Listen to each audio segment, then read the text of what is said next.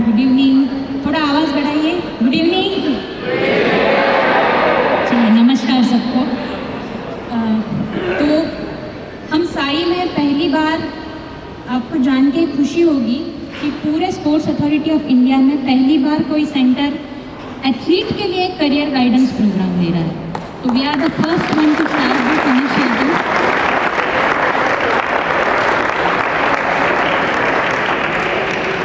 हमारे एकेडमिक्स में क्या क्या है, क्या क्या नहीं है, वो चीज़ें तो बताई जाती थी एथलीट को, बट ये इनिशिएटिव डिफरेंट इस टाइप में है कि हम शुरू तो करेंगे स्पोर्ट्स से, बट आपको केवल स्पोर्ट्स से हम मतलब उस पर लिमिटेड नहीं रखेंगे। बाकी भी फील्ड्स में क्या क्या ऑप्शंस है जो आप अवेल कर सकते हो एज एन एथलीट, उसके भी बारे में आप सबको इंट्रोड्यूस करवाएंगे। तो आज का हमारा सेशन ये इंट्रोडक्टरी सेशन है। सर, मैं थोड़ा बैकग्राउंड बताना चाहूँगी कि क्यों हमने ये प्रोग्राम इंट्रोड्यूस किया है, और इसका नाम रखा है हमने दिशा। दिशा इसलिए रखा है क्योंकि जीवन की जब तक हमारे पास सही दिशा ना हो, तब तक बड़ा अंधकारमय पूरी दुनिया लगती है। तो एथलीट अगर यहाँ से जा रहा है, वो अभी 14 का है, कोई 12 का है, कोई 16 का है, कोई 22-25 साल का भी है, और बहुत ऐसे एथलीट मैंने देखे हैं जिनको पता नहीं आगे चल के क्या करना है, कि खेल के बाद आगे क्या। और ये उम्र ऐसी है सर कि वो सोचने के मूड में भी नहीं होते कि हमें बस गेम खेलना है, एंजॉय करना है। बहुत अच्छी बात है, वो तो भावना होनी चाहिए, बट जिस तरह का कॉम्पिटिटिवनेस अभी की दुनिया में है, जिस तरह का अभी ट्रेंड चल रहा है, चाहे वो स्पोर्ट्स में हो, चाहे बाकी करियर में हो, अगर हमें बाकी लोगों के साथ compete करना है, इस दुनिया में जीना है, तो हमें आगे चल के क्या करना है, इसका एक अगर फ्रेंड भी आइडिया हो तो बहुत फ़र्क पड़ता है। और वही एक बात थी जिसकी वजह से हमने ये दिशा नाम का, उस प्रोग्राम का नाम भी दिशा रखा है, ताकि आपको दिशा मिल सके कि आगे क्या करना है अपने लाइफ के साथ। दूसरा चीज़, अगर मेरी कोई प्रेरणा है सर, तो ये हमारे ही एथलीट है जो मेरी प्रेरणा है। और सबसे ज़रूरी, जो एथलीट हमारे साथ आज नहीं है, जो हमारे साई से विड आउट हो चुके हैं, वो एथलीट हमारी मेन प्रेरणा है। स्पोर्ट्स में अचीवमेंट आप देखोगे, अभी ओलंपिक आ रहा है, मेडलिस्ट का नाम होगा, सब जगह पे उनकी वाहवाही होगी, कई सारे पुरस्कार उन्हें दिए जाएंगे, कई सारे जॉब्स आगे चल के ऑफर होंगे, आर्मी बुलाएगी, नेवी बुलाएगी, मिलिट्री बुलाएगी, पर ये सारी चीज़ें मेडल विनर के लिए होती हैं। और मैं आपको डिस्करेज नहीं करना चाहूँगी, but harsh reality of the life is कि हर कोई मेडल विनर नहीं बनेगा। जितने ओलंपिक कंटिंजेंट जा रहा है 117 में, उसमें से सारे तो मेडलिस्ट नहीं होंगे। अगर लाए तो बहुत बढ़िया, सपना तो वही है कि 117 के 117 मेडल लाए, बट प्रैक्टिकली भी देखा जाए तो अभी थोड़ा मुश्किल है। इंडिया को वो मुकाम हासिल करने में और 2-3 ओलंपिक ज़रूर लगेंगे, जहाँ 100 के आगे हम ओलंपिक में भी मेडल लेके आए। मुश्किल नहीं है, बट लंबा है, बस इतना ही है। तो फिर अगर ऐसा चीज़ है, और 10 साल में आप में से कई लोग 25 की उम्र क्रॉस कर जाएंगे, तो आगे क्या? ये बहुत बड़ा क्वेश्चन है कि आगे क्या। और अगर हम में से किसी को ये पता नहीं है कि आगे क्या, तो ज़िंदगी बहुत डिफ़िकल्ट बन जाएगी। मैंने देखा है, मेरे पास 1-2 विड आउट एथलीट आए थे, उनमें से मैंने पूछा किसी को क्या बनना है, कोई कहता है स्पोर्ट्स कोचिंग में जाना है। जब पूछा उसके लिए क्राइटेरिया क्या होता है बच्चा, आपको पता है? तो कहते हैं नहीं मैडम, मुझे तो बस इतना पता है, NIS करना होता है। और बहुत बुरा लगा, क्योंकि अगर जो बच्चा नेशनल भी नहीं खेला, वो NIS कैसे कर पाएगा? और तब ये बात बहुत अंदर तक फील हुई कि इसको अगर घर का भी सपोर्ट नहीं है, बाहर से भी पता नहीं है अपनी लाइफ के साथ क्या करना है, तो साई से जाने के बाद तो ज़िंदगी बड़ी मुश्किल होगी इस बच्चे के लिए। और शायद ये अकेला बच्चा ऐसा ना हो, ऐसे कई सारे हो सकते हैं जिसका फैमिली कंडीशन इतना अच्छा ना हो कि आगे करियर में कोई उनको अपॉर्चुनिटी प्रोवाइड कर सके। और बच्चा अपने कोचेस को देख के बड़ा होता है, उसको करना है स्पोर्ट्स कोचिंग, पर पता नहीं आगे क्या करना है।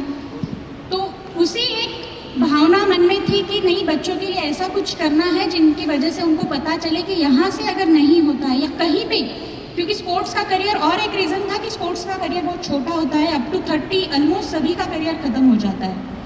तो 30 के बाद क्या? क्योंकि एजुकेशन सिस्टम में आपका गेम का टाइमिंग ऐसा है कि आप एजुकेशन फॉर्मल सिस्टम में रह नहीं पाते हो। बहुत से बच्चे, ऑलमोस्ट 70-80% बच्चे इतना अच्छे से पढ़ते नहीं है कि फॉर्मल एजुकेशन सिस्टम के आप कुछ फ़ायदे उठा सको। तो फिर कुछ ना कुछ तो आपको करना होगा अपनी जीविका के लिए, उपजीविका के लिए। तो उसके लिए हमने ये प्रोग्राम स्पेशली डिज़ाइन किया है। और आज का इनॉग्रल सेशन जो हम लेंगे वो फोकस होगा पहले तो ब्रॉड अपॉर्चुनिटीज़ और दूसरा फिर स्पोर्ट्स कोचिंग के बारे में। पहले कुछ सेशन हम स्पोर्ट्स से ही रिलेटेड फील्ड्स में आपके लिए क्या क्या अपॉर्चुनिटीज़ है वो बताएंगे, और उसके बाद बाकी फील्ड से भी हम लोगों को बुलाएंगे। मैं एथलीट से रिक्वेस्ट करूँगी बहुत ध्यान से ये प्रोग्राम देखिए। ये जो जितने भी पीपीटी हमारे पास है वो सबका हम एक बुकलेट बनाएंगे और आप सबको डिस्ट्रीब्यूट भी करेंगे। जब सारे सेशन हमारे ख़त्म हो जाएंगे एक बुक के फॉर्मेट में we will give to all of you, including though specially those who are getting reading out from the side. ठीक है, तो हमने आज जिनको बुलाया है आप सब लोग वैसे उनको जानते हैं, बट एक फॉर्मेलिटी कहिए या मेरा सौभाग्य है कि उनको इंट्रोड्यूस करवाने के लिए मैं आ रही हूँ। तो सबसे पहले हमारे स्पीकर होंगे हमारे एचपीडी भट्ट साहब जी।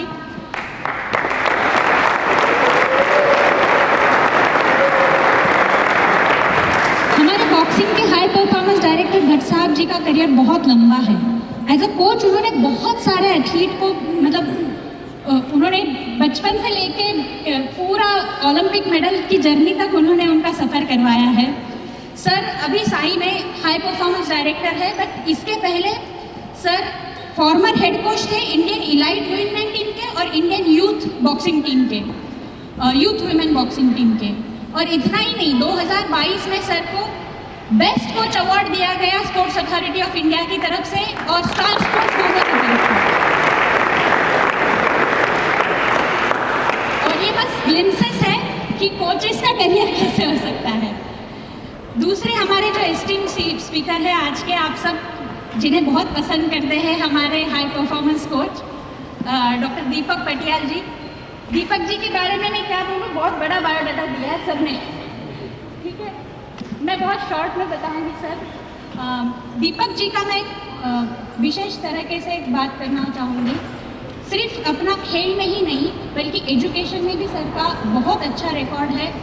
सर ने अपना पीजी डिप्लोमा जो है वो सिक्योरिटी और इंटेलिजेंस मैनेजमेंट में किया है। अपना पीएचडी उन्होंने फिजिकल एजुकेशन में किया है और advance diploma in computer application भी किया है। एजुकेशनल क्वालिफिकेशन और अगर स्पोर्ट्स की बात करें तो वो अभी तो चीफ कोच है यहाँ पे। Now he is going to Patiala tomorrow. Unfortunately he has been transferred to Patiala. Unfortunate हमारे लिए सर, पटियाला वालों के लिए अच्छा है। उसके पहले sir high performance management manager थे खेलो इंडिया में। खेलो इंडिया सेंटर ऑफ एक्सीलेंस है हमारा जम्मू कश्मीर में, वहाँ पे फेंसिंग के हेड कोच रह चुके हैं टॉप्स में। वो इंटरनेशनल क्वालिफाइड फेंसिंग रेफरी भी रह चुके हैं।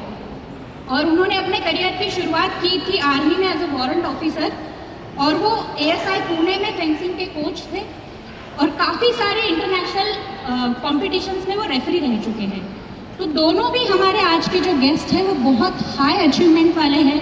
तो मैं आप सभी से ये रिक्वेस्ट करूँगी, और मैंने स्पेशली कोचेस को थोड़ा आज कंपलसरी किया है।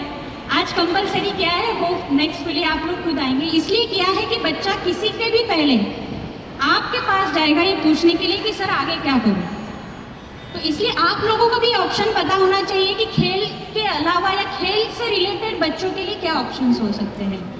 ठीक है, तो मैं सभी का वेलकम करती हूँ और ज़्यादा टाइम आपका ना लेते हुए I will hand over mic to Bhaskar Bhatt sir.